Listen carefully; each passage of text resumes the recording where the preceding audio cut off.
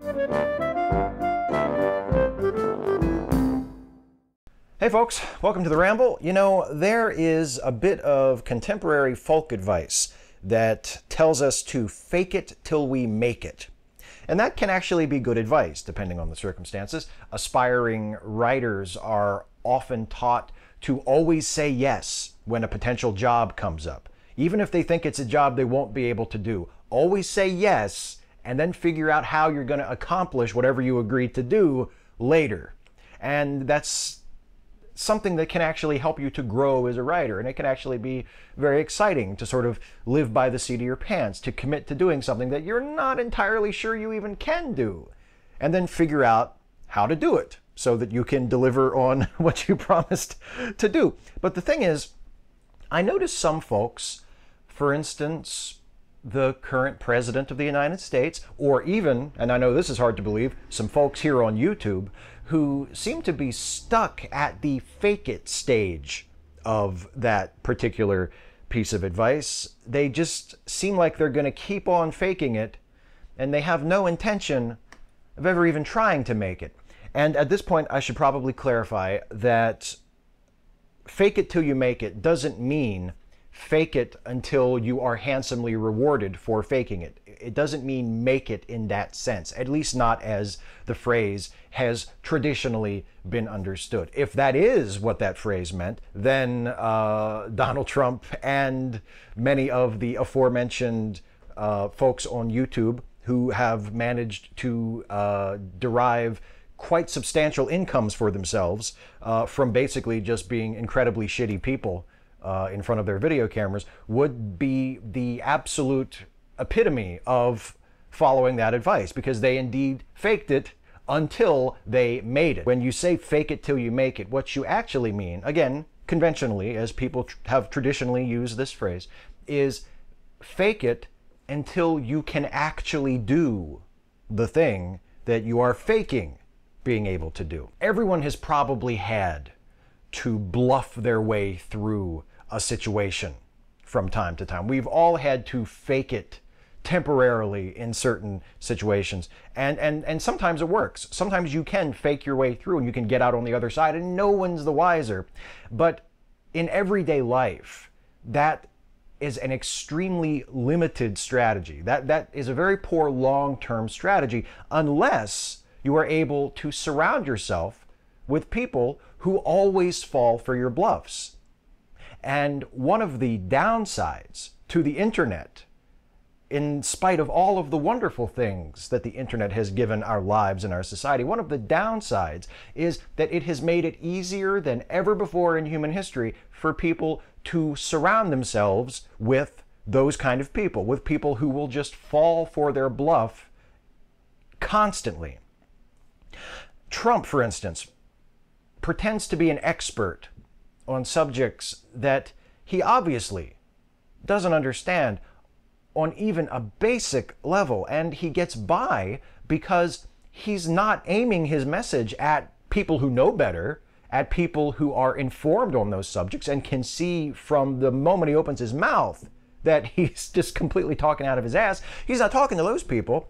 He's talking to the people beyond those people who think that Trump does know what he's talking about, who believe him when he boasts about how great he is at everything, and about how smart he is, and about how big his brain is, and he uses the best words, and he's a great negotiator, and all these things that to most of us seem just like empty, hot air when Trump says them. There's a certain group of people that believe Trump when he says that stuff. And when he says that stuff, he's not talking to us, he's talking to them. And he has proven that you can at least get elected president by appealing to the rubes, so to speak, if you do it with enough commitment and consistency. You can, we now know, we now have a case study. We have proof that you can win the presidency through that strategy. But unfortunately for Trump, fortunately for the country and the world in general, he may be about to also demonstrate that you can't remain president for very long unless you can pivot from pandering to the rubes to demonstrating something that people outside of your private little echo chamber, to coin a phrase, would consider to be basic competence and good judgment. Similarly, when anti-feminists make YouTube videos about feminist concepts, it's obvious, again, as with Trump, from the moment they open their mouths, that they have no idea what they're talking about. They lack a fundamental understanding of the subjects that they are not only explaining, but attempting to critique, attempting to refute. The target audience for those videos isn't feminists, for example. It isn't people who know anything about the subjects. It's people who don't know any better. And that's why people on YouTube can talk about subjects that they obviously know nothing about, but still maintain a certain level of credibility among their audience, among their followers, because their credibility relies on the ignorance of their followers. They're able to maintain credibility among people who are poorly informed enough to consider them credible. And this becomes a problem from their perspective, and I say from their perspective because from my perspective, it's always a problem. It becomes a problem from their perspective when they feel it's necessary to reach beyond that bubble of gullible supporters that they typically rely upon. For instance, when Trump and his administration are being hounded by scandals and being investigated, and they have to count on winning the confidence of people outside of their cheering section. Or when anti-feminists on YouTube do something that is so incredibly shitty that people who usually ignore them start to pay attention to them, and they suddenly find themselves under a different kind of spotlight than that to which they are accustomed. A spotlight that is a lot more critical and being aimed by people who are not nearly as impressed with them as their usual audience is. See, when Donald Trump says something like, "Trust me," or "I know what I'm doing," that doesn't play outside of his most devoted, unquestioning supporters, a steadily diminishing group, by the way, because the rest of us have his entire lifetime to provide us evidence to the contrary, to provide us evidence that actually he is not to be trusted and he should not be thought of as a competent, capable person. When YouTube trolls challenge feminists to what they call debates, or other people who they would categorize as social justice warriors, not just specifically feminists, they challenge them to what they call debates. People who are actually educated on the subjects that they want to debate can dismiss their challenges as frivolous right away, because a debate operates when both parties in the debate are informed on the subject that they are going to debate about. They're both informed on the subject and they just have a disagreement, so that's what they're debating about. But when an anti-feminist who knows fuck all about feminism wants to debate a feminist, the feminist has mountains of evidence, because anti-feminists aren't quiet about the fact that they hate feminism. They put their ignorance and their misunderstanding about feminism right out in the open for everybody to see. So all any of their prospective debate opponents has to do is just pay attention to some of their work for a few minutes, and they can realize, oh, okay, I'm not going to debate that person, because they have no fucking clue what they're talking about. And why would a person who is informed and educated on a given subject want to waste time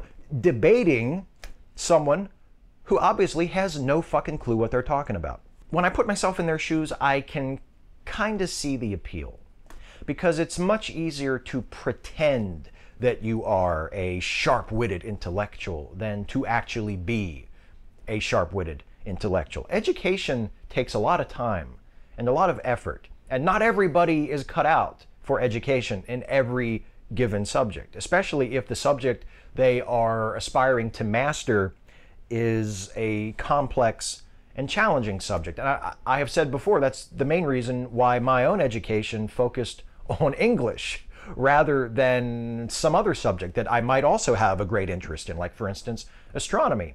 And that's not meant to insult or demean my fellow English majors, because I can say, of course, I cherish my English education, and it carried with it a great deal of challenge. And it was not something that I just sort of waltzed through. And I dare say there were some folks at my school who majored in more advanced areas of science who would have had a lot more trouble with my composition or my literature classes than I did.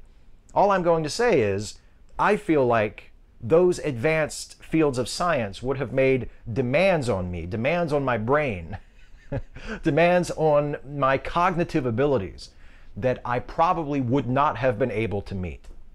Whereas, for whatever reason, English did make some very formidable demands, but they were demands that I was able to meet. That's why if you watch some of my other videos where I operate in more of an educational mode, like for instance, some episodes of my 5 Things series or my And Now the Good News series, which features predominantly science and medicine-based stories, you probably notice that I stick at a fairly basic level. I don't presume to educate people on a fairly advanced level for most of these subjects because I don't have an advanced understanding myself. I focus on basic stuff and try to communicate basic concepts as I understand them. Faking knowledge and understanding is difficult enough. Faking being a decent person is a lot tougher, but that doesn't stop people from trying.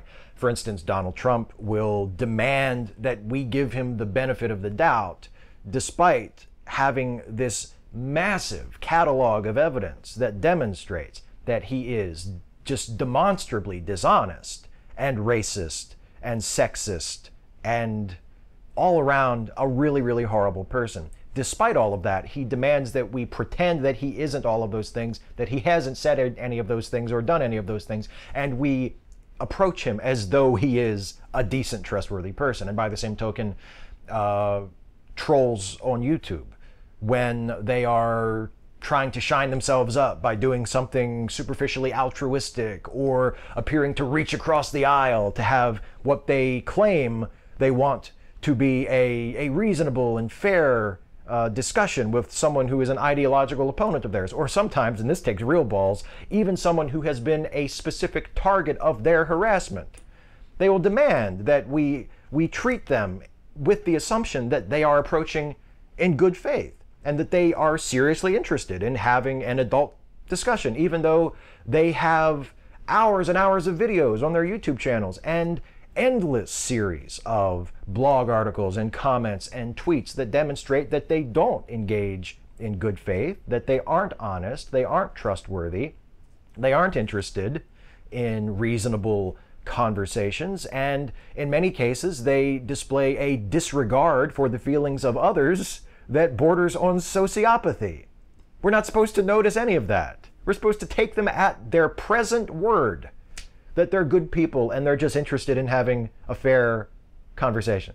There's an ancient saying that is often attributed to Aristotle that goes something like, if you wish to be virtuous, you must act as a virtuous person would act.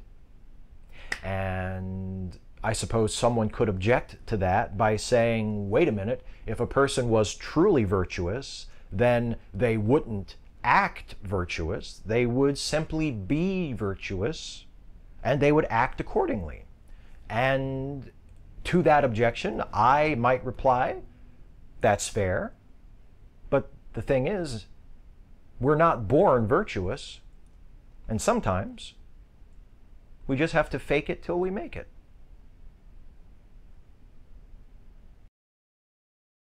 Hey folks, thanks for watching. Hope you enjoyed that one. If you did, please like, share, and subscribe. And also, please consider helping me to make more videos like this one by supporting this channel through Patreon.